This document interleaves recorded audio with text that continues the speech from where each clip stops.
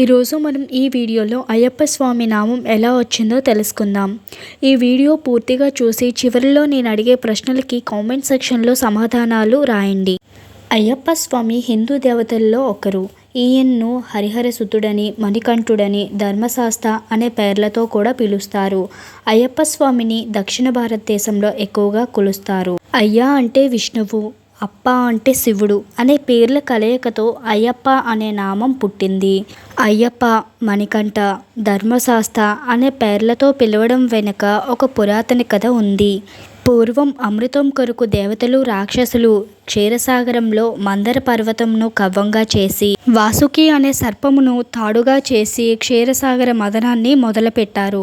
ఇలా మదనం చేసే సమయంలో ముందుగా హాలాహలం అనగా విషం ఉద్భవించింది.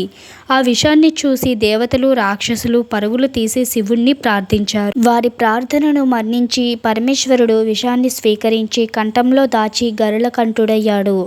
అది చూసి సంతోషించిన దేవదానవులు మళ్ళీ క్షీరసాగర మదనం చేశారు.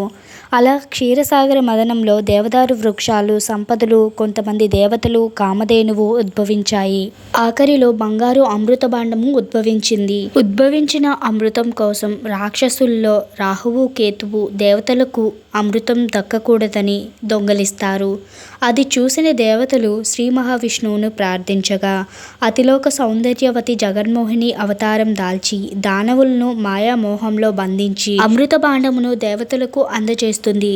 అతిలోక సుందరి మోహిని రూప లావణ్యాన్ని పరమేశ్వరుడు మోహించి ఆదమరిచి కవ్వించెను.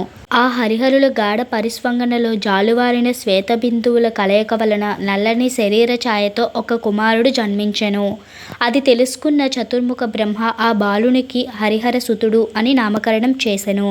తల్లి అయిన జగన్మోహిని శ్రీ మహావిష్ణువు తన కంఠమందు మణిహారమును తీసి ఆ బాలుని మెడలో వేసి మణికంఠుడని నామకరణం చేసెను. తండ్రి అయిన పరమేశ్వరుడు సకల భూతాలపైన ఆధిపత్యమును ప్రసాదించి భూతనాథుడని పిలిచెను. శివకేశవుల తత్వమున ఉద్భవించిన హరిహరసుతుడు సర్వధర్మములను శాసించుచు ధర్మశాస్త్రగా పేరు ప్రఖ్యాతగాంచాలని ధర్మశాస్త్రగా పిలిచెను. ఇప్పుడు నేను అడిగే ప్రశ్నలకి సమాధానాలు కామెంట్ సెక్షన్లో కామెంట్ చేయండి. క్వశ్చన్ నెంబర్ 1, అయ్యప్ప అనే నామం ఎలా పుట్టింది? రెండవ ప్రశ్న, అయ్యప్ప స్వామిని అధికంగా ఎక్కడ కొలుస్తారు?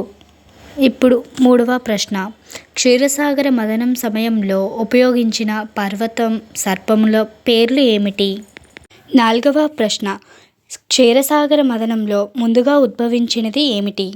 ఐదవ ప్రశ్న, గరుళకంఠుడు అని పరమేశ్వరునికి పేరు ఎలా వచ్చింది? ఆరవ ప్రశ్న, క్షీరసాగరంలో ఉద్భవించిన వాటి పేర్లు. ఏడవ ప్రశ్న, చతుర్ముఖ బ్రహ్మ ఏమని బాలునికి నామకరణం చేశారు? ఎనిమిదవ ప్రశ్న, మణికంఠుడు అనే నామకరణం ఎవరు చేశారు? తొమ్మిదవ ప్రశ్న, ధర్మశాస్త్ర అనే పేరు ఎలా వచ్చింది? 10వ ప్రశ్న, భూతనాథుడు అని ఎవరు పిలిచారు? పై ప్రశ్నలకు సమాధానాలు కామెంట్ సెక్షన్లో కామెంట్ చేయండి.